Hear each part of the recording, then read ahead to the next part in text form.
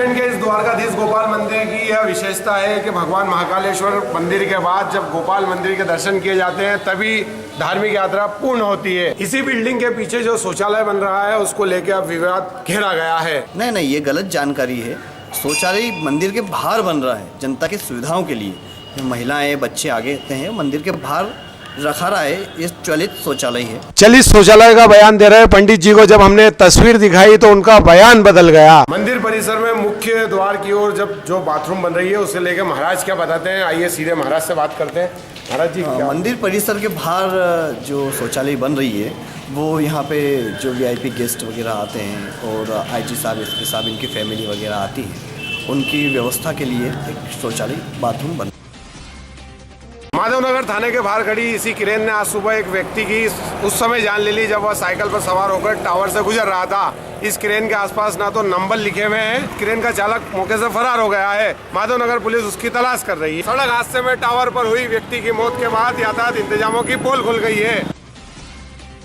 जुबान पर मुमताज का नाम आते ही लोगों के जहन में ताजमहल की तस्वीर बन जाती है, लेकिन उज्जैन के लोग तबायब मुमताज का नाम सुनकर आज भी कांप जाते हैं। तबायब मुमताज और मलका ने 150 साल पहले उज्जैन में दस्तक दी थी। उस समय सरकारों का नहीं, राजाओं का राज चलता था। राजा ने नजराने के रूप में मलका और मुमताज को कोठी दी थी। यह कोठी बाद में कोठे में तब्दील हो गई। उस समय युवाओं को तबले की थाप और घुंघरू की छनछन ने ऐसा दीवाना बनाया था कि कोठे की दमक और कोठे को दमकाने के आगे कई कोठियां बिक गई। मुजरे की हुनरबाजी के बीच जिस्म फरोशी का धंधा भी शुरू हो गया, जिसमें 150 से अधिक सेक्स वर्कर गोरख धंधा करने लगी। 1992 में सबसे पहले पवन देव नामक अधिकारी ने जिस्म फरोशी के धंधे पर रोक लगाते हुए शिकंजा कसा। उस समय देह व्यापार अधिनियम के तहत 150 महिलाओं को गिरफ्तार किया गया। सभी महिलाओं को जेल की हवा खिलाई गई। 1992 का सियास निपटते ही मुहिम धीमे पड़ गई और 2004 में एक बार फिर घुंघरू की गूंज भोपाल तक पहुंची।